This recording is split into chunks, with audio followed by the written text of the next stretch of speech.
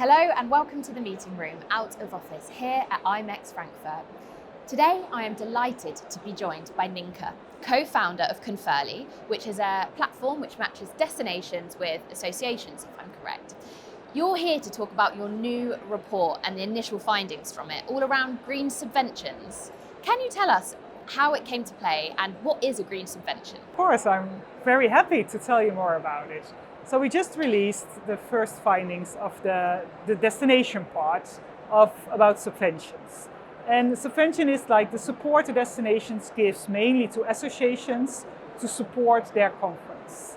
And we, like last year IMEX, we sat together with the Global Destination Sustainability Movement and Meet for Impact and us to talk about the state of subvention. Back in 2021, we as Conferli did a study if subventions would be able to help getting our business back on track. So we did a glimpse of the industry. Where are we? Like, is subvention a common practice, yes or no? But that was back in 2021, directly after the pandemic. There were huge subvention schemes available for destinations to get back the meeting industry to their destinations.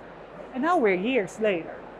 So last year we sat down with Meet for Impact and the GDS and we said, it would be interesting to see if subvention is a common practice or not. And if it is a common practice, we all see that we need to do something about sustainability. We need to become more sustainable. We need to come up with legacy projects. But if subvention is a common practice, can we then not use subvention for change? Because we're all struggling with it. Associations hardly find the resources or the money to really conduct this change. So is there a way that we use subventions for change? So that's the initial thought of this whole project. Okay, so when we're talking about subventions, we mean normally a financial sort of aid that helps bring a meeting or an event to a destination. So a bid fund program, they're also known as. Okay, so the report is looking at whether there is willing or ambition to use these funds that already exist for greater impact purposes, environmental, social, that kind of thing. Exactly that. So what have you found then? Is it looking good? Are we doing this already? There's a huge momentum. Everybody wants to change, but there is only a small percentage that's already there.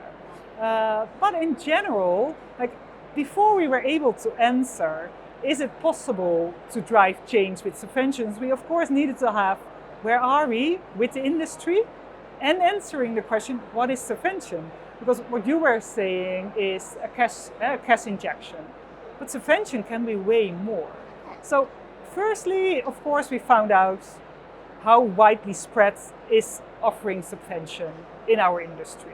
And we have 150 responses from destinations, so it's quite well spread.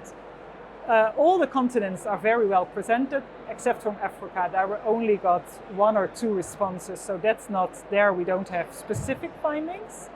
But in general, you can say that 77% of the destinations is already offering some kind of support. 77%. It's quite significant then. It is quite, it's like loads of destinations already doing it. Where you see that in Asia, 100% is offering subvention. In North America, it's over 90%, and in Europe, it's 70%. So it's not in every continent exactly the same, but widely spread, it's 77%. So that's already, yes, there is a subvention offered, and it's common practice. And you see also that, what type of subvention is offered.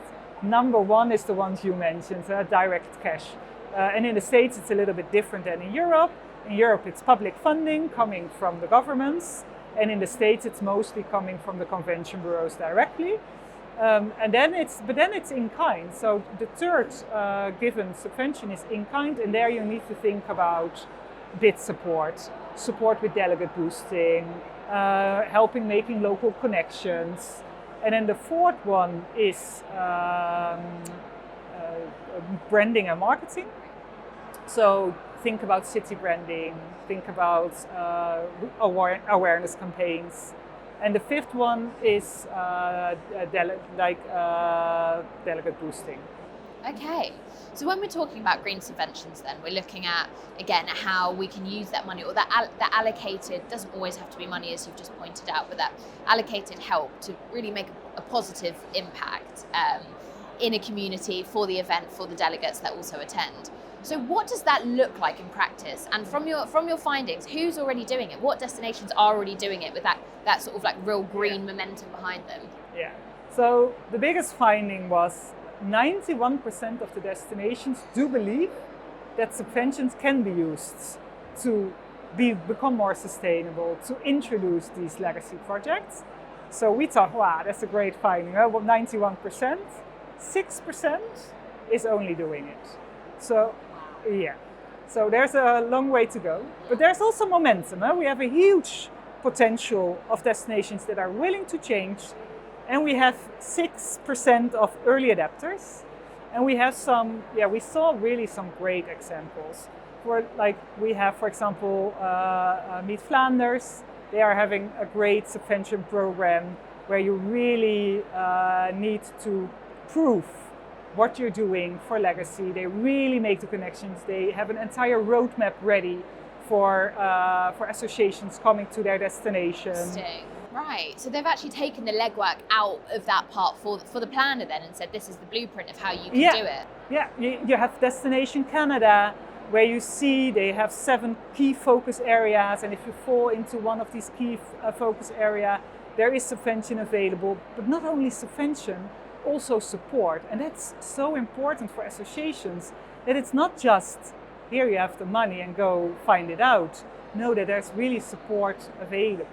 If you can, of memory, and no worries if you can't, but can you remember what the criteria are, or what you have to sort of what you have to do to be eligible for those in Flanders and in Canada to receive the fund?